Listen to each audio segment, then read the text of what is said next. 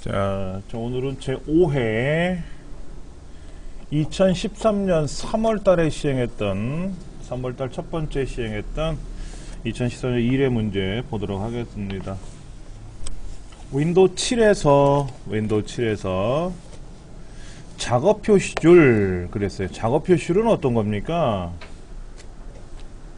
작업 표시라는 거는 우리가 흔히 말해서 제일 밑에 시작이라고 되어 있는 부분, 그 부분이 있죠.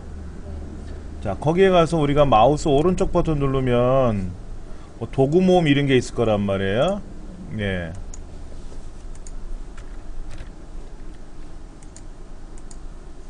그 도구 모음을 눌렀을 때 나오는 메뉴가 뭐가 있느냐 하는 건데, 컴퓨터가 오늘 또 왜 속을색일까?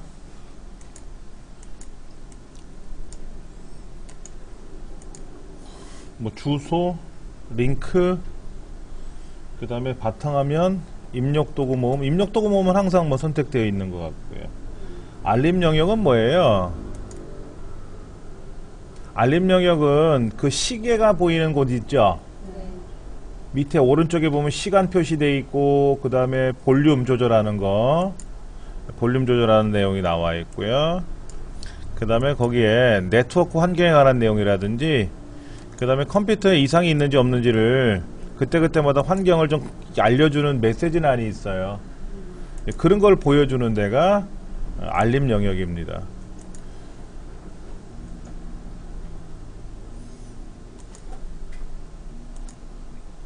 그러니까 이쪽은 우리가 흔히 말해서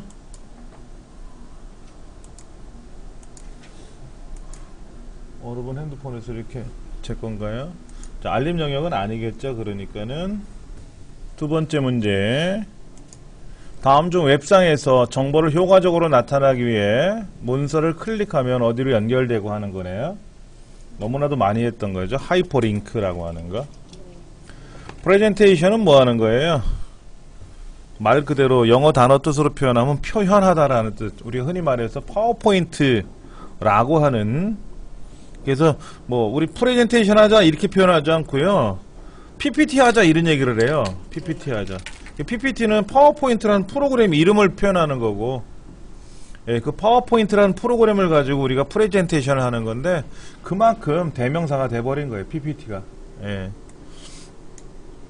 3번, 컴퓨터의 처리 속도를 높이기 위해서, 처리 속도를 높이는 거예요. 업그레이드 하는 거는 ID 포트를 확장하면 컴퓨터가 더 좋아질 수는 있어요.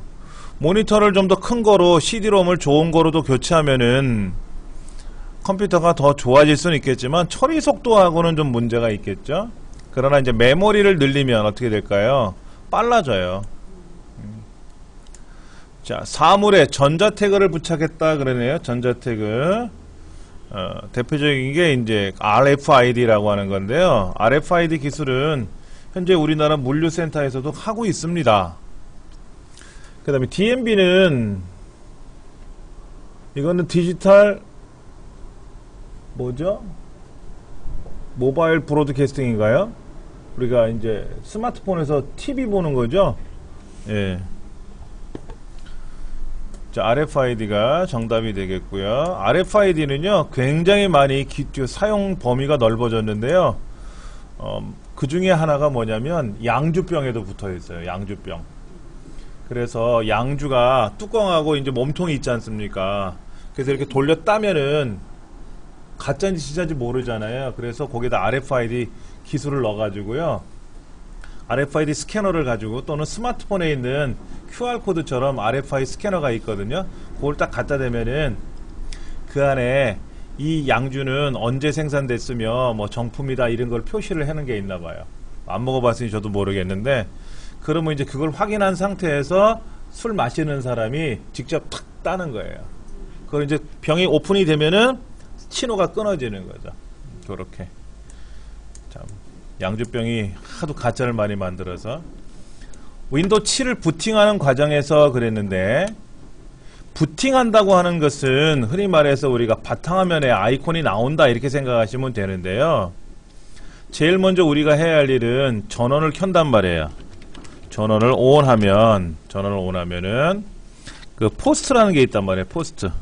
전원을 켜면 스스로 검사를 한다. 뭐 이런 이제 뜻으로 파워 온 셀프 테스트라는 걸 하는데요.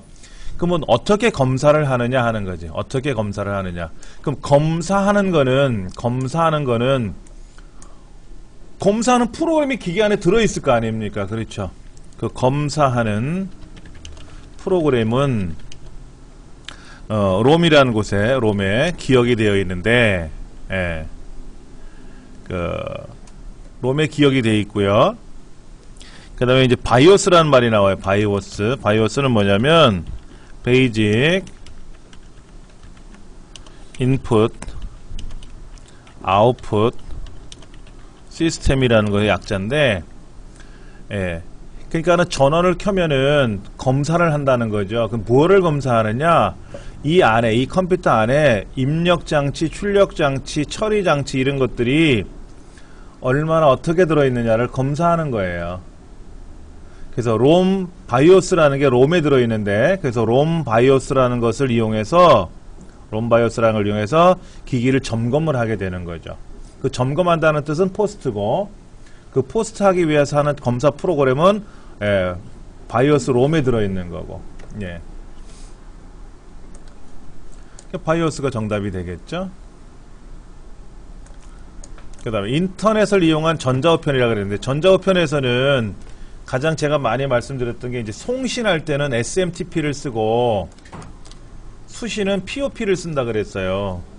그 다음에 MIME는 멀티미디어다 이렇게 얘기를 말씀을 드렸는데, 세 번째에 보니까는 SMTP는 수신하는 용도다 하는 게 잘못된 거죠. 예.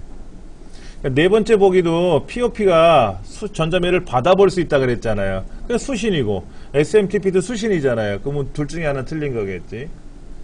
그 다음에 또 한 가지 전자우편에 많이 나오는 보기가 뭐냐면은 꼭 컴퓨터상에 접속을 해야만이 전자우편을 보내고 받을 수 있느냐라는 거. 그건 아니라 그랬죠. 누군가가 컴퓨터를 켜가지고 나중에 로그인하면 되는 거죠. 자, 그 다음 윈도우 7에서 부팅 메뉴 화면이 나타나도록 하는 건데요. 우리가 일반적으로 전원을 켜서 롬 바이오스에 의해서 포스트 작업이 끝나고 나면은 윈도우에 있는 영역이 자동으로 부팅이 되는데, 이때 부팅을 할 때 방법론이 여러 가지가 있단 말이에요. 안전 모드로 부팅하는 방법이 있고, 시스템을 검사하는데 부팅을 할 때는 과정이 한 개가 아니라 여러 단계를 거쳐서 부팅을 해요. 그 부팅하는 과정들을 기록을 하게 할 수도 있어요. 시간은 좀 걸릴지라도. 왜냐하면 부팅하다 보니까 중간에 멈추더라. 그러면 어디에서 멈추지를 모르기 때문에 부팅 순서들을, 그래서 부팅을 했는데 이 과정에서 오케이, 다음 과정에서 오케이, 뭐 6번째 과정에서 실패, 그러면 그렇게 저장이 된단 말이에요. 이제 그런 결과물을 보고 컴퓨터에 어디가 문제가 있었나를 확인할 때 쓰는 방법들인데, 그런 메뉴가 나오게 하려면 컴퓨터가 켜질 때, 컴퓨터가 켜지고 나서 바로 F8번을 누르시면 돼요. 근데 F8번을 롬 바이오스가 나와서 시스템을 점검할 때는 의미가 없고요. 그 롬 바이오스에서 점검이 끝나고 화면이 바뀌면 그때 해야 돼요. 근데 그 순간이 엄청 짧아요. 한 0.2, 3초 밖에 안 돼요. 그래서 어떻게 하느냐면은 컴퓨터가 켜지자마자 F8번을 따깍따깍따깍 눌러요.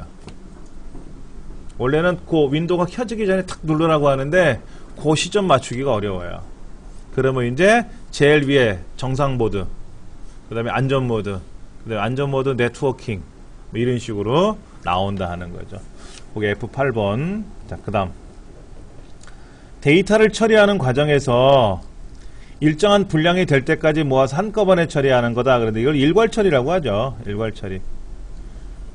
그러니까 어떤 경우에 많이 사용하냐면 성적 처리, 급여 계산 처리 이런 걸 할 때 일괄 처리를 해요. 왜냐하면 누구 시험 봤는데 그때그때마다 얘 채점을 해주고 이러지는 않거든요. 시험이 다 끝나야만이 그때 채점을 하게 되겠죠. 자, 그 다음 9번 악성 코드에 관한 설명이다. 악성 코드는 유해 프로그램이에요. 네, 유해 프로그램입니다. 그래서 이 프로그램에 의해서 내 컴퓨터가 피해를 볼 수가 있는 거죠. 그래서 두 번째, 외부 침입을 탐지하고 분석하는 프로그램이다 라고 되어 있는데, 그거는 뭐가 될까요? 외부 침입 탐지하고 분석하는 프로그램은 뭐 방화벽 같이 뭐 이런 거가 될 수 있겠죠? 근데 잘못된 정보를 남발할 수도 있다라는데, 그거는 뭐 일단은 악성 코드하고는 상관이 없는 거죠. 악성 코드하고는. 그 다음에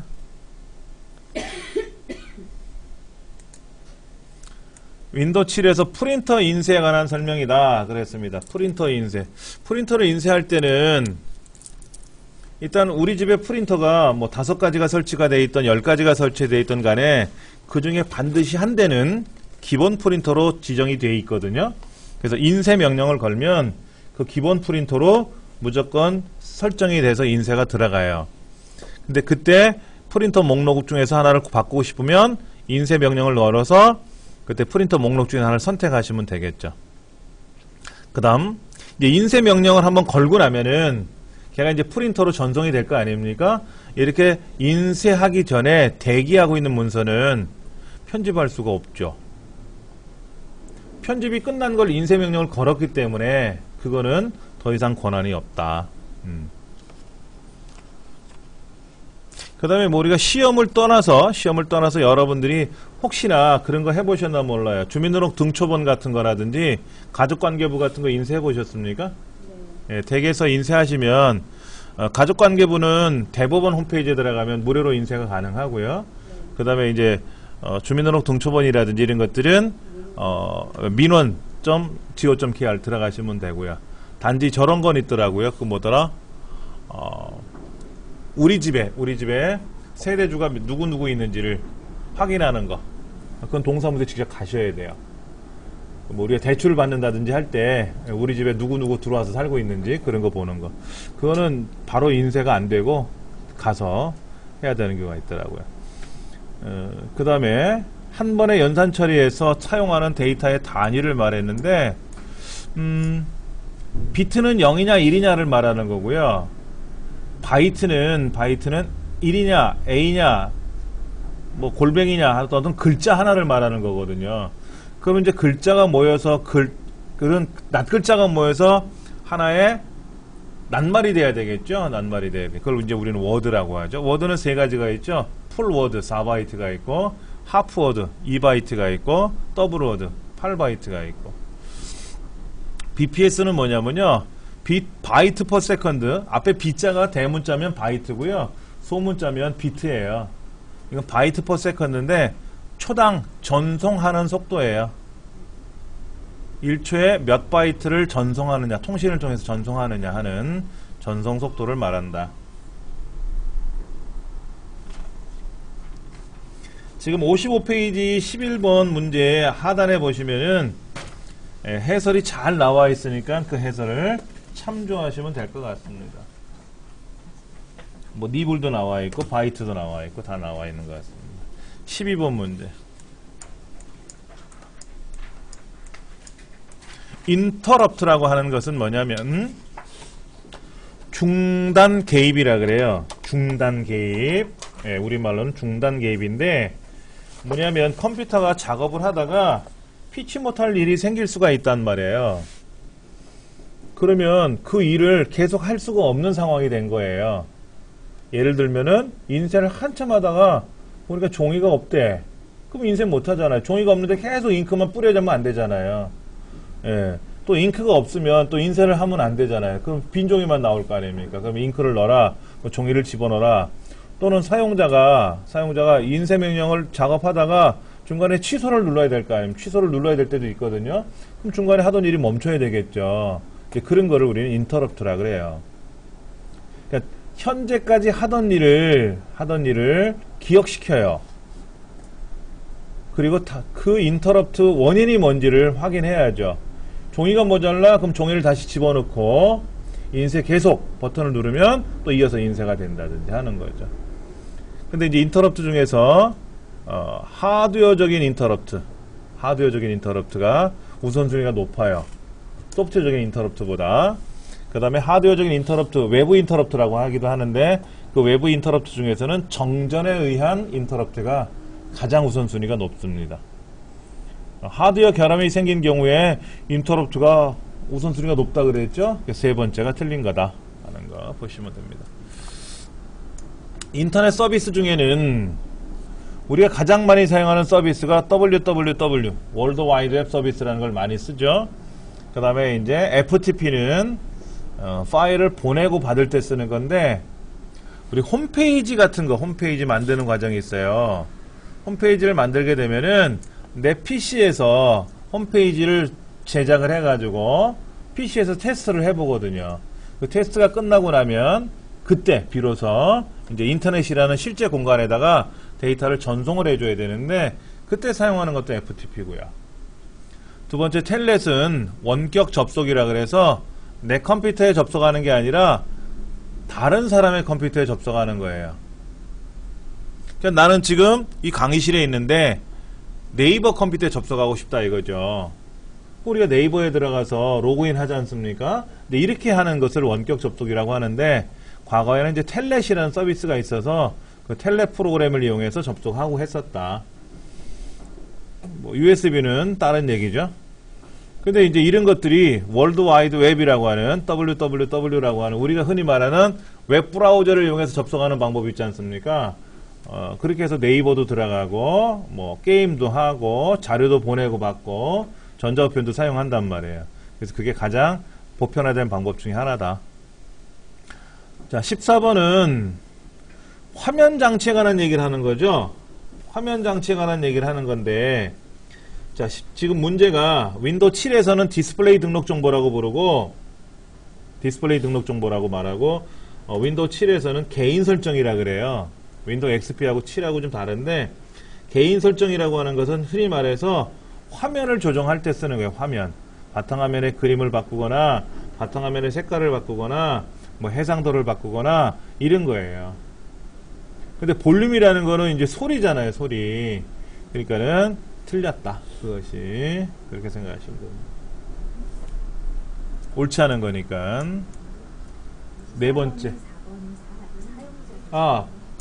보기가 좀 다르네요. 그렇죠? 우리 책으로 본다 그러면 테마, 뭐 바탕화면 배경, 창색, 뭐 이런 말이 나오죠. 계정은 사용자 접속하는 로그인 할 때 쓰는 거죠. 그러니까 또 그림하고 다르잖아요. 배경하고 다른 거죠. 답은 네 번째다.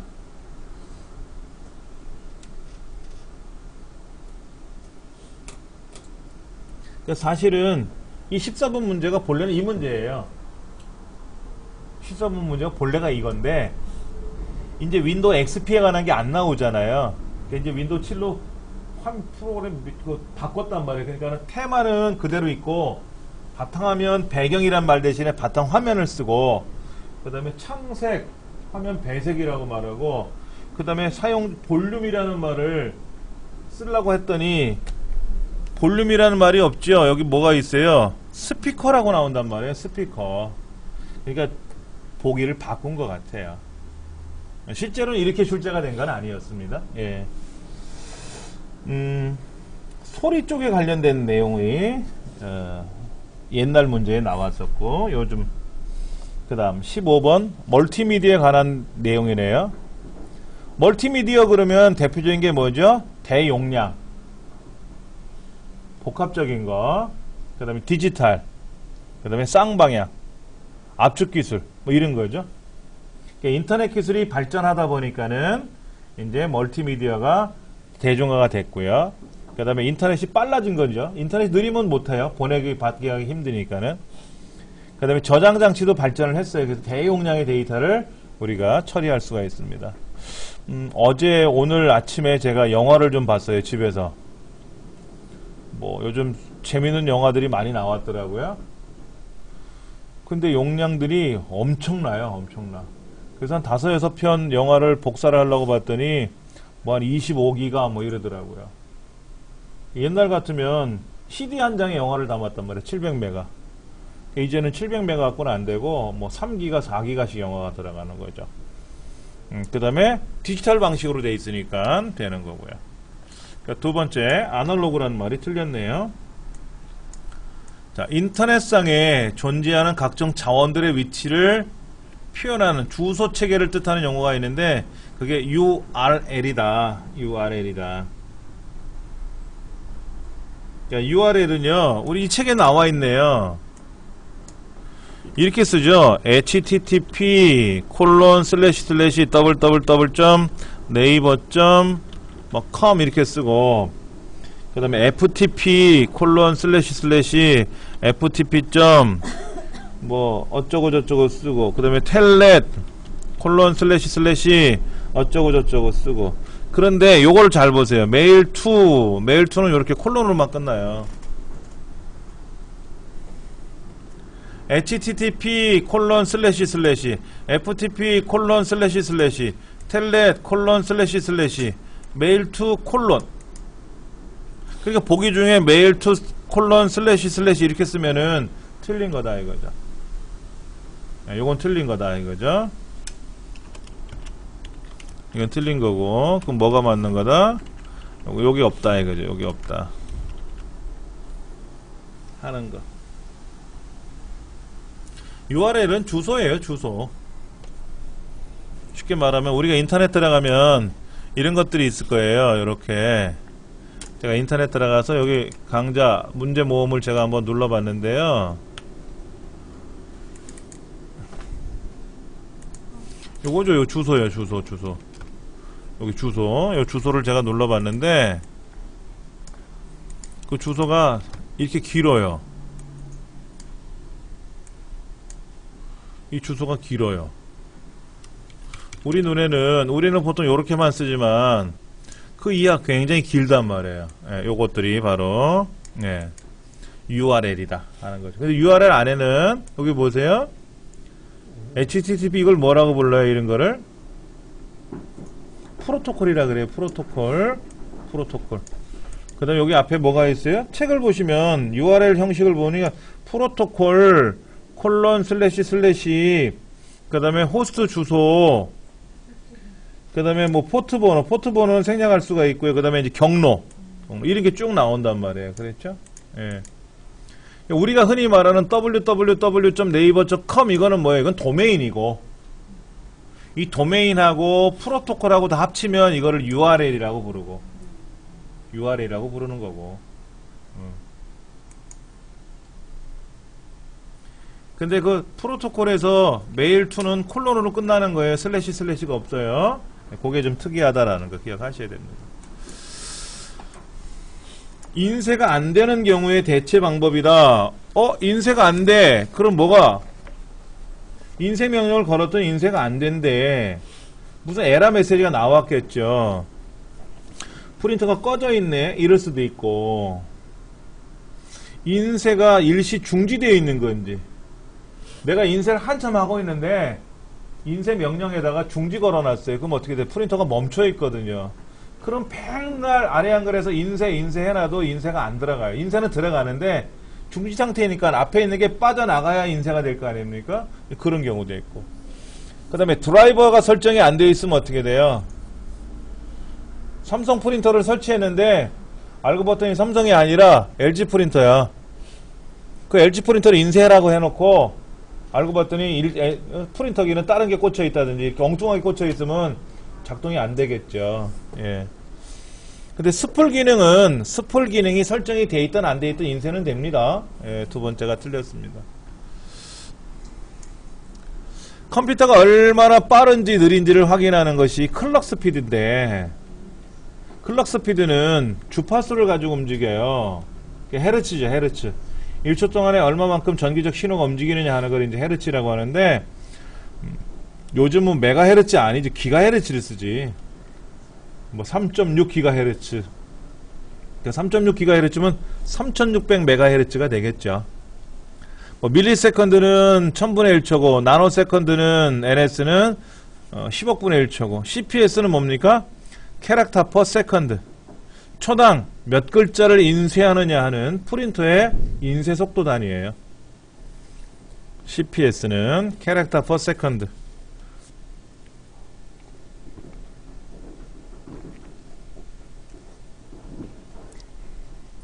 그 다음 거 윈도우 7에 있는 마우스에 관한 걸 한번 좀 볼게요.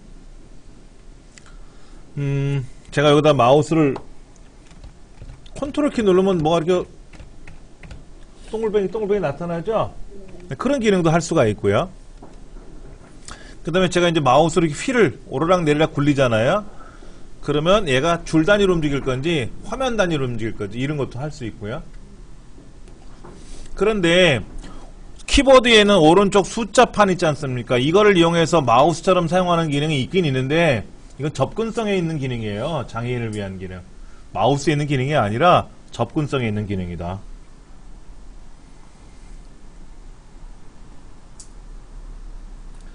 틀린 말이죠, 그거는. 20번은 뭐냐면요, 일반 하드디스크에 비하여 속도가 빠르고 그랬으니까 두 번째 HDD 하드디스크 드라이브는 아니죠. 일단은 같은 말이니까. DVD는 디지털 비디오 디스크니까 DVD가 빨라요? 느리죠. 칩은 뭐예요? 압축하는 거죠. 근데 집 디스크라는 것도 있어요. 사실은 집 디스크라는 게 있는데 플로피 디스크처럼 똑같이 생겼어요. 근데 플로피 디스크는 그 당시 때 1.44메가, 1.5메가 정도밖에 저장이 안 되는데 집 디스크는 100메가를 저장했단 말이에요.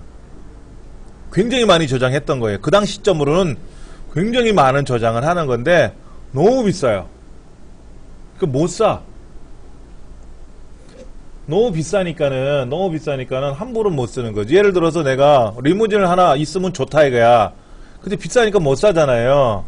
그냥 뭐 누가 공짜로 타라 그러면 타는 거지. 그런 거하고 똑같은 거예요.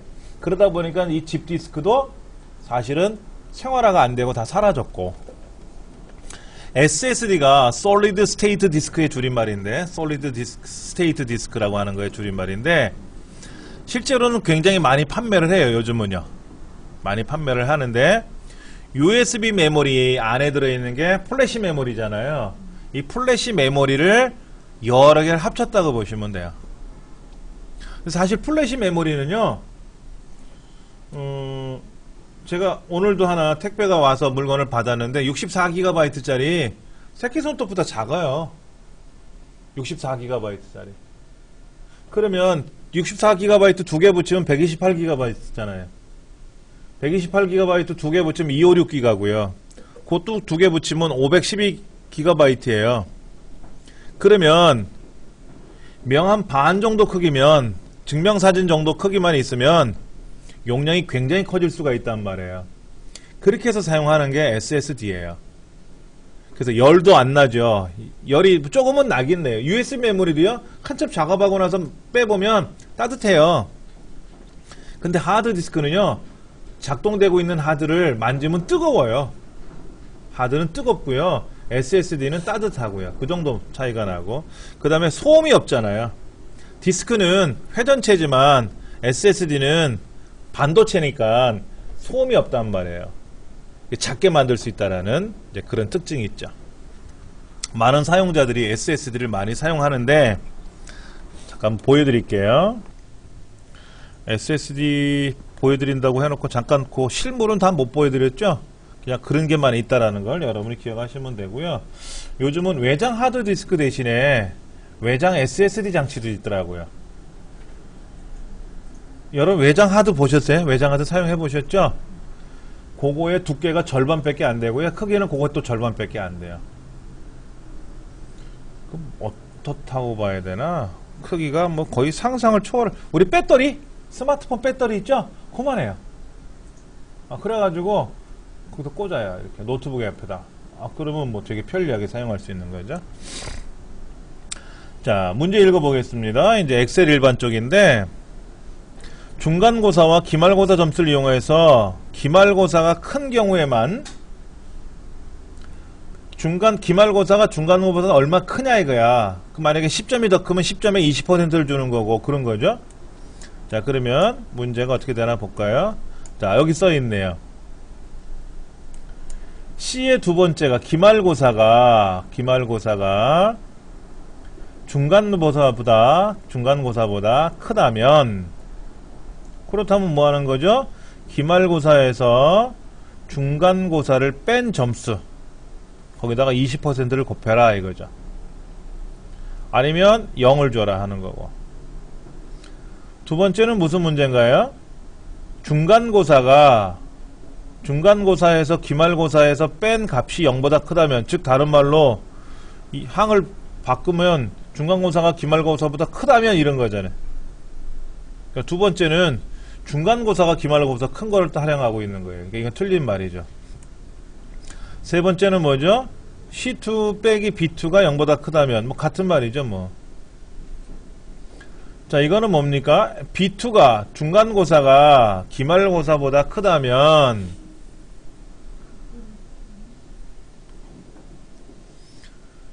네 번째는 중간고사가 기말고사보다 크거나 같다면이죠. 그러면 B2에서 중간고사에서 기말고사를 빼래요. 그게 뭐가 있을까? 이몽룡이 그러네. 이몽룡이. 그런데 문제는 이렇게 써있죠. 중간고사가 기말고사보다 크거나 같다면 0을 주고, 아니면 중간고사에서 기말고사를 뺀 점수, 그 점수에서 절대값을 취해가지고 0.119, 그러니까 20% 곱한 거네, 뭐. 예.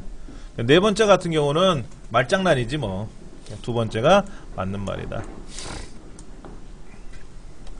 자, 하이퍼링크를 지정을 하는데, 자, 어떤 거를 클릭했더니 컨트롤 C가 눌러지게끔 해라. 뭐를 클릭했더니 컨트롤 뭐로 해가지고 매크로를 연결한 명령을 작동시켜라. 이런 말은 없어요. 하이퍼링크는 뭐냐면 인터넷 주소로 갈 건지, 전자우편이 작동되게 할 건지, 엑셀 문서가 열리게 할 건지, 엑셀에 어느 특정 셀로 가게 할 건지, 뭐 이런 것들이 가는 거죠. 자, 워크시트에 관한 설명에도 옳지 않은 것을 고르시오. 통합 문서 내에 워크시트가, 우리가 기본적으로 엑셀을 실행하면 워크시트가 3개 나오잖아요. 그러면 그 중에 워크시트를 우리가 숨기게 할 수 있는데, 다 숨기면 뭐가 돼요? 아무것도 없어 보일 거 아닙니까? 그래서 안 돼요. 하나는 꼭 남겨둬야 돼요. 하나는 모두 숨기게 할 수 있는 건 아니고 하나는 꼭 남겨놔야 된다 하는 거죠.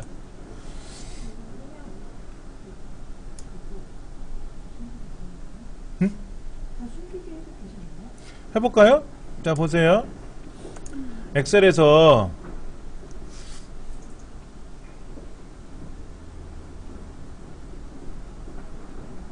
자, 밑에 있는 거 있잖아요. 밑에 얘를 숨기게 했어요. 얘도 숨기게 했어요. 얘도 숨기게 했어요. 얘는 안 된다고. 하나는 있어야 된다고. 다 숨기면 없잖아. 이 파일에 내용이 아무것도 없잖아. 그렇죠.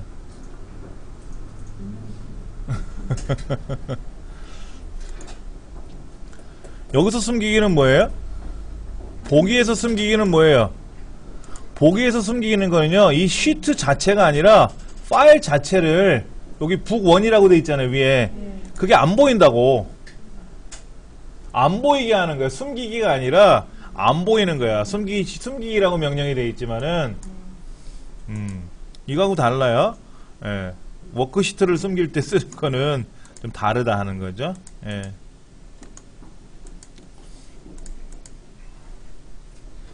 그거 기억하시면 좋겠고, 이건 뭘까? 이거는 추세선이라고 부르는 거죠. 뭐 이렇게 2005년, 2010년, 2015년에 가면 갈수록 연령이 지금 이렇게 기대 수명이 늘어나네요. 누가 그러던데 120살까지 살 수 있다. 뭐 구글이 지금 수명 연장에 관한 연구를 한다며요. 구글이 별걸 다 해요. 예. 근데 돈도 없는데 오래 살면 뭐 할 거야? 그것도 참 걱정이야. 목숨만 길면 그것도, 예. 그 고통을 다 느끼게 되잖아. 그래도 오래 살고는 싶어요. 예. 더 일을 하고 싶고 뭐 그런 욕심은 있습니다. 돈만 있다면. 25번 오류값이다. 오류값. 자, 25번에 지금 우리가 해설을 한번 좀 참고해서 보겠습니다. 25번의 해설이 뭐라고 되어 있냐면요, 샵 num이라고 되어 있는 건 뭐냐면요, 넘버예요. 넘버. 값이에요. 값. 숫자를 곱해라, 나눠라, 빼라, 더해라 했더니 숫자가 너무 커졌어. 너무 크다라는 말은 엑셀이라는 프로그램이 처리할 수 있는 숫자의 크기가 있어요. 뭐 10에 407승이든 뭐 이렇게 숫자의 크기가 있는데, 거기다가 조금 1이라도 더하면 어떻게 됩니까? 숫자가 벗어나 버릴 수 있단 말이에요. 우리 양동이에 물이 넘치다가 이렇게 꽉꽉 차다가 한 방울 똑 떨어졌더니 물이 흘러내릴 수도 있지 않습니까? 이걸 오버플로우라 그래요. 오버플로우. 넘침. 반대로 언더플로우도 있어요. 숫자가 너무 작아지면은 표현을 못해요. 처리를 못한다 이거지. 이제 그런 경우가 넘이라는 오류가 나는 거고요. 그러면 2번에 관한 해설이 1번 넘에 관한 설명이잖아요. 입력된 숫자 값이 너무 커서 표현할 수 없다라는 게 1번에 관한 설명이 넘 똑같은 거잖아요. 예. 그러니까 잘못된 숫자 값이라고 하는 것이 너무 크거나 너무 작아서 잘못됐다는 뜻이거든요. 그 다음에 REF는 참조라는 뜻이에요. 참조. 리퍼런스의 줄임말. 그럼 value는 뭐예요? value는 여기 뭐라고 써 있습니까? 잘못된 인수나 피연산자를 사용할 때 수식 자동 고침 기능으로 수식을 고칠 수 없을 때 뭐 이런 얘기를 하는데요. 어떤 값에 대해서 뭐 얘기하는 것 같은데.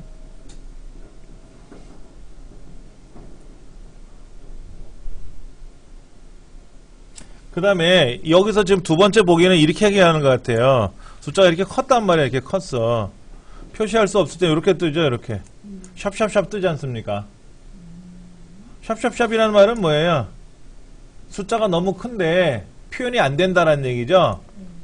그러니까 제가 아까 설명드렸던 숫자 값이 너무 커 셀 안에 나타낼 수 없을 때는 셀 안에 나타낼 수 없을 때는 넘버라고 하는 넘이라는 에러는 아니고 사실은 아까 샵샵샵 이 에러가 난 것 같아.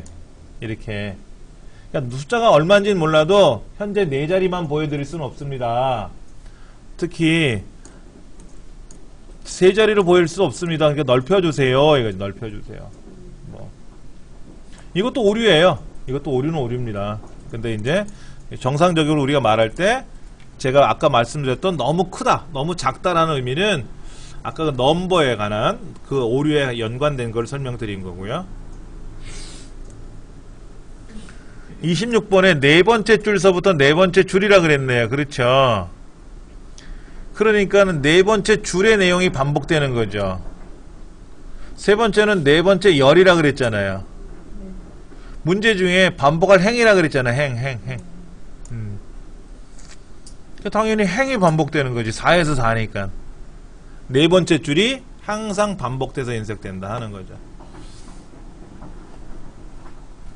근데 이런 문제를 우리가 틀려요. 왜? 내가 외우질 못했어. 그래서 이걸 틀려. 그게 아니라 문제를 읽어보시면 쉬워요. 이거는 뭡니까? 자, 보세요. 지금 셀이 어디에 있냐면 D3에 있어요. 90이라는 숫자에. 근데 다음 90을 찾으래요. 다음 90을 찾을 때 열을 위치로 찾으래요. 열이라는 건 칸이죠. 칸. 그러니까 D라는 칸을 찾고 없으면 E라는 칸을 찾으라는 거예요. 그러니까 90이 있고 저 밑에 뒤에 여섯 번째 90이 있네요. 그래서 90을 찾은 거고, 만약에 검색이 열이 아니라 행이면 어떻게 될까요? 세 번째 줄에 있는 정은주 90 찾고 나서 네 번째 줄에는 황경민에 있는 92의 네 번째를 찾을 수가 있겠죠. 그렇죠. 그렇게 찾는 거겠지. 그렇게. 예. 근데 지금은 열이라는 거로 찾으라 그랬으니까 열은 말 그대로 칸으로 찾는 거니까 90 밑에 있는 저 밑에 90 뒤에 여섯 번째다 이거죠.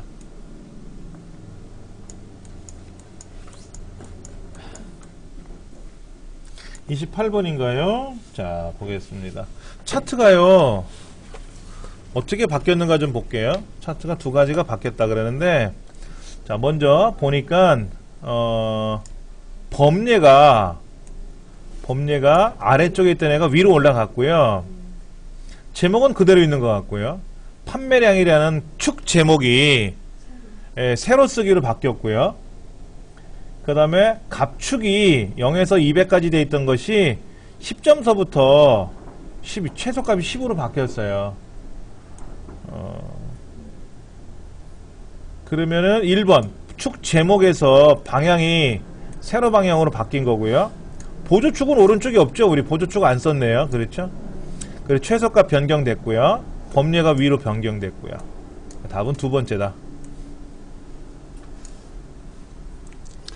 자, 우리가 엑셀에서 셀 서식을 지정할 때 샵, 샵 0 뭐 이런 거 쓰는 거 있다 그랬어요. 그런데 샵, 샵 컴마가 찍혔어요. 뒤에 컴마가 하나가 더 찍혔네요. 컴마가 하나 찍히면 1000분의 1로 줄이는 거고, 뒤에가 컴마로 끝나면은 당연히 동글뱅이 6개를 지우는 100만분의 1로 줄이는 건데, 223만 4543이니까 오른쪽에는 543이 없어지겠죠. 없어지는데 500이 넘어갔기 때문에 반올림을 해서 234가 아니라 235로 가요. 무조건 잘라버리는 건 아니라 무조건 반올림을 해요. 기본값은 반올림을 한다. 자, 라운드 다운, 뭐 그 다음에 또 뭐가 있었죠? INT 같은 경우는 반올림이 하는 게 아니라 어떻게 돼요? 그 수를 넘지 않는 최대값으로 바뀌는 거잖아요. 그렇죠? 예. 근데 이제 트렁크 같은 건 어떻게 돼? 트렁크는 소수점면을 무조건 삭제해버리는 거라 그랬잖아요. 양수든 음수든. 그런 특징들이 있단 말이에요. 그 다음에 라운드는 반올림을 하는 거고, 라운드 업은 무조건 올리는 거고, 0만 아니면 무조건 올리는 거고, 그 다음에 라운드 다운은 무조건 숫자가 있더라도 잘라버리는 셈, 그런 거죠. 근데 그런 말이 없으면 무조건 자릿수를 줄여라 그러면 반올림을 한다. 이렇게 생각하시면 맞습니다. 정렬. 정렬은 위에서 아래쪽, 아래쪽에서 위쪽이나 위에서 아래쪽이나 같은 말이지 뭐. 그럴 거 아닙니까? 위에서 아래는 뭐고 아래에서 위는 뭐예요? 뭐 요즘 노래처럼 위 아래 아래 위 뭐 이런 건가? 근데 위에서 아래 방향이 있고요. 왼쪽에서 오른쪽 방향이 있죠. 두 가지가. 그래서 우리가 위에서 아래를 하게 되면은 오름차순 할 건지 내림차순 할 건지. 오름차순하면 작은 값이 위에 있고 큰 값이 아래로 내려가는 거고, 내림차순하면 큰 값이 위에 있고 작은 값이 아래로 내려가는 건데, 그 중에 0은 무조건 제외시키고 그냥 0은 무조건 아래로 제일 밑으로 떨어지는 거죠. 네. 자, 지금 B의 5번째 셀이라는 B의 5번째 셀에 무슨 값이 38이 있었는데, 얘가 60으로 변하면은 납입금이라고 하는 결과가 변경되나 봐요. 그러면 이 시나리오에는 현재 기간 연장이라는 시나리오 하나만 만들어 놨어요. 현재 값은 기본 값이란 뜻이고 현재 있는 값이고, 만들어진 시나리오는 기간 연장, 이거 하나밖에 없다. 근데 두 번째 보기를 보니까는 현재 값하고 기간 연장이란 두 가지 시나리오가 있다라고 하는 것이 틀린 거다 하는 거. 그 다음 이건 뭘까요? 170보다 크거나 같은 사람이 몇 명이냐 하는 것을 계산하는 건데, 지금 171, 177 두 명이니까 1번 D카운트를 쓰면 어떻게 될까요? 자, 볼까요? A1부터 D5까지 이 중에서 홍길 두 번째니까 뭐 여기 두 번째니까 어서오세요. 이 두 번째니까 뭡니까? 이름의 개수를 세는 거죠. 근데 조건은 뭐예요? F2부터 F3까지 맞죠? 근데 D카운트는요, D카운트라는 함수는 뭐 하는 거예요? 숫자의 개수만 세는 거예요. 그러니까 조건에 맞는 개수를 세는 거는 알겠는데 D카운트 A라고 써야 돼요, 이때는. 왜냐면 이름의 개수를 세는 거니까. 이름에는 숫자가 한 개도 없잖아요. 그렇죠? 만약에 여기 2라고 쓰지 말고 뭐라고 쓰면 좋다? 3이나 4로 썼으면 맞겠지만 2라고 썼기 때문에 2는 여기 이름이지 않습니까? 그렇죠? 여기는 글자가 숫자가 하나도 없잖아요. 그래서 틀린 거다. 자, 그러면 나머지 보기는 어떨까요?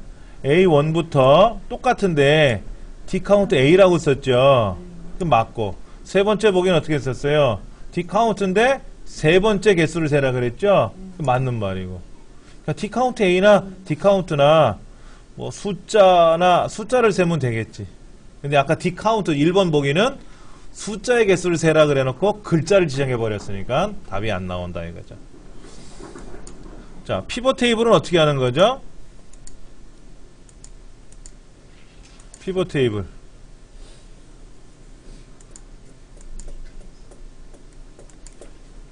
피벗 테이블은 우리가 어떤 원본 소스를 가지고 분석하는 거지 않습니까? 근데 그 결과가 우리 컴활 자격증은 그 원본 소스 아래에다가 출력하라고 명령을 걸어요. A 10번째 출력해라 이렇게 나오지 않습니까? 근데 ITQ라는 자격증에서는요 별도로 출력하라 그래요. 1번 시트에 있는 결과를 1번 시트에서 피벗 테이블을 만들어서 3번 시트에 출력하라 이렇게 나오거든요. 그러니까 동일한 시트에만 지정되는 건 아니에요. 새로 생성할 수도 있고요.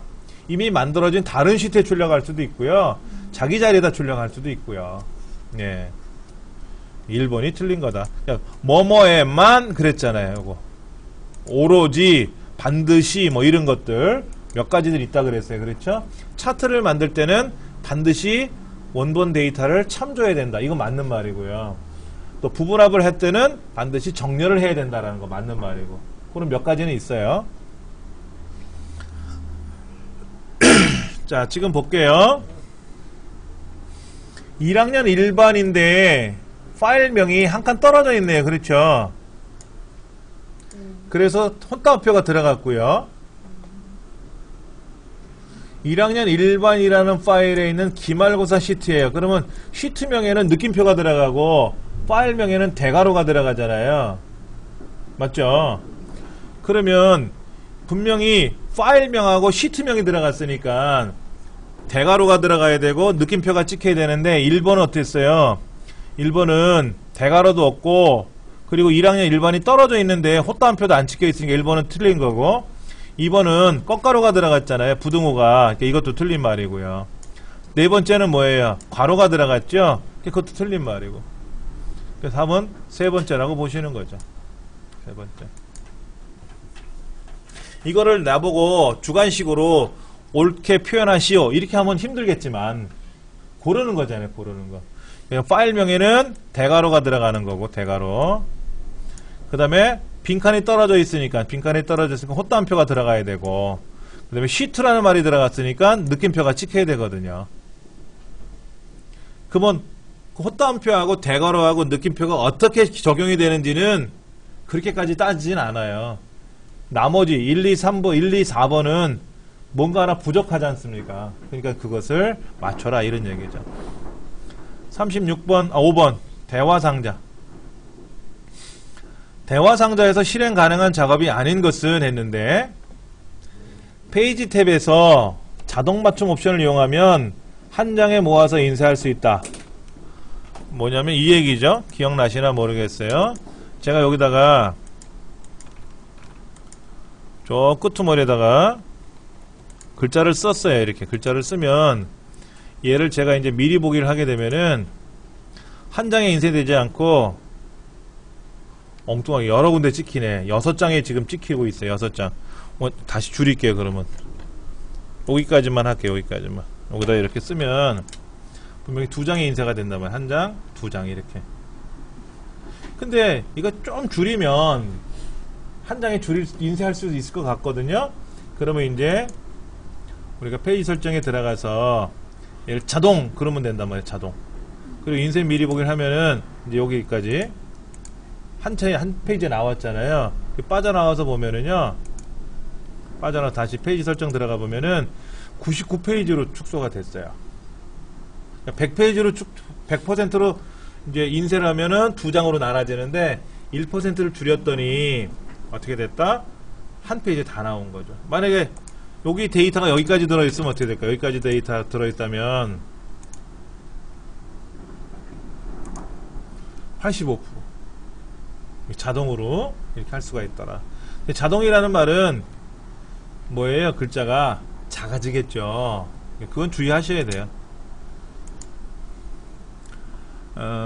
여백 탭에서 페이지 나누기 옵션을 이용하면 새 페이지가 시작되는 위치를 설정할 수 있다. 여백이란 말은 뭐예요? 여기 여백에 가서 여기 여백에 가면 좌우상하 여백이잖아요. 근데 지금 문제가 뭐라고요? 페이지 나누기 옵션을 이용했대요. 페이지 나누기가 어디 있어요? 페이지 나누기가 있어요? 예를 들어서 여기에서 페이지 나누기를 딱 누르면, 잠깐만, 제가 페이지를 자동으로 100%로 다시 조정해 놓을게요. 100%로 해 놓을게요. 그런데 제가 여기다가 나누기를 했잖아요. 나누기.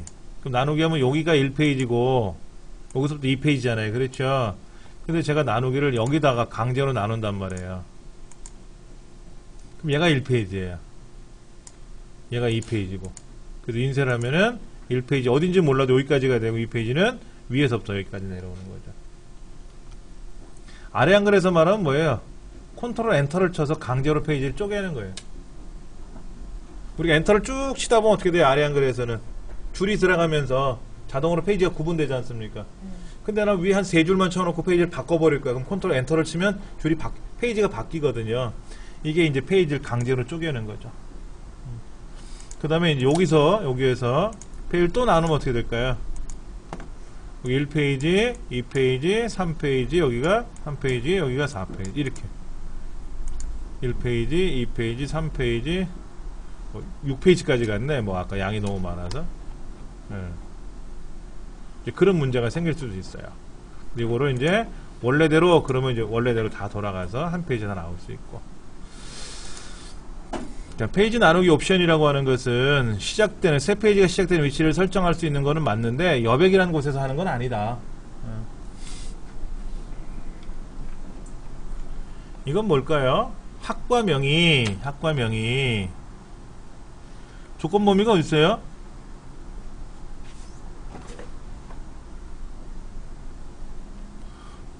조건 범위가 지금 뭐 이상하게, 잠깐만, 인쇄가 잘못됐나? 36번에 조건 범위가 아무것도 없네요. 그렇죠?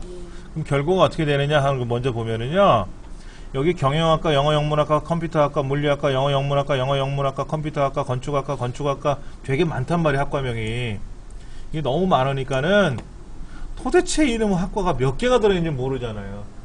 그럴 때 조건 범위에다가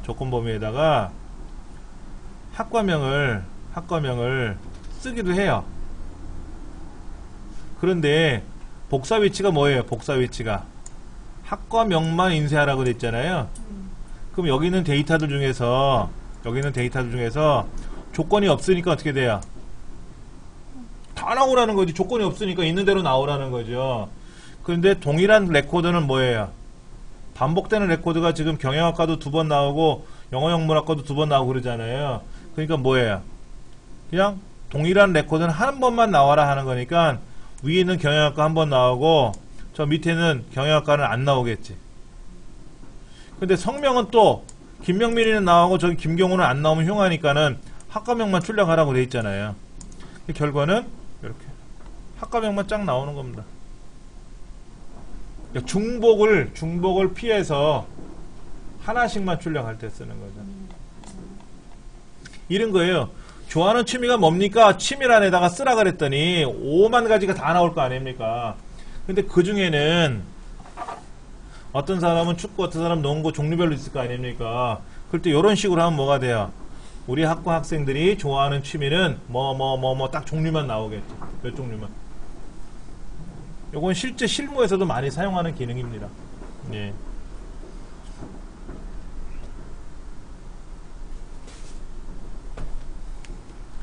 자, 그 다음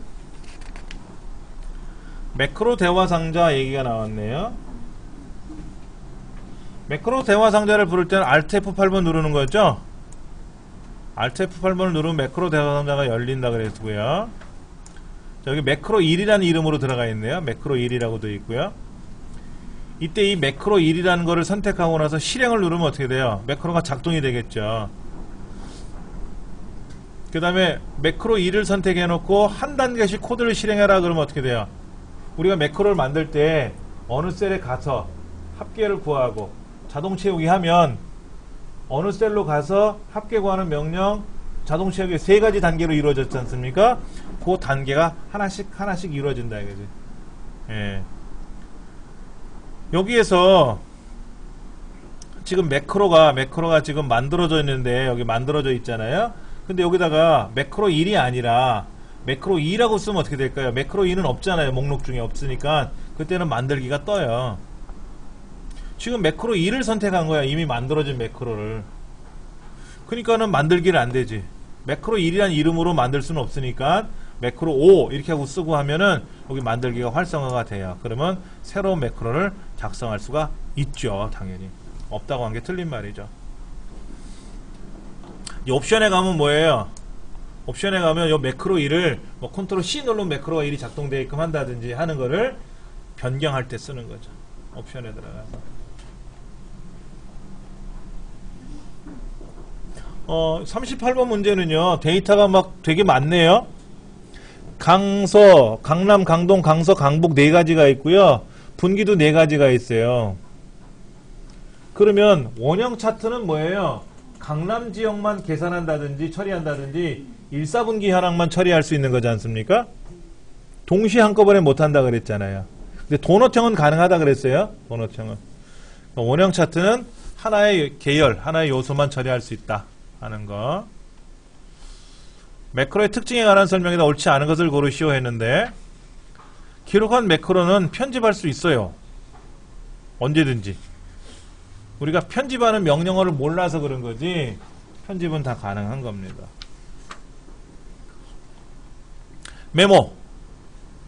메모는 특정 셀에다가 설명을 써주는 건데 오른쪽 버튼 눌러서 메모를 삽입을 하고 거기다가 메모를 수정도 할 수 있고 메모가 항상 보이게도 할 수 있고 메모를 숨길 수도 있고 그런데 그 메모가 들어있는 셀을 삭제하면 데이터만 삭제가 되니까 꼭 메모를 삭제하려면 메모 삭제 명령을 걸어야 되는 거죠. 그래서 셀에 입력한 데이터를 지우면 데이터만 지워지기 때문에 메모는 살아있다. 네 번째가 틀린 말이 되겠네요. 예. 잠시 쉬는 시간 갖고 나서요. 이어서 하도록 하겠습니다.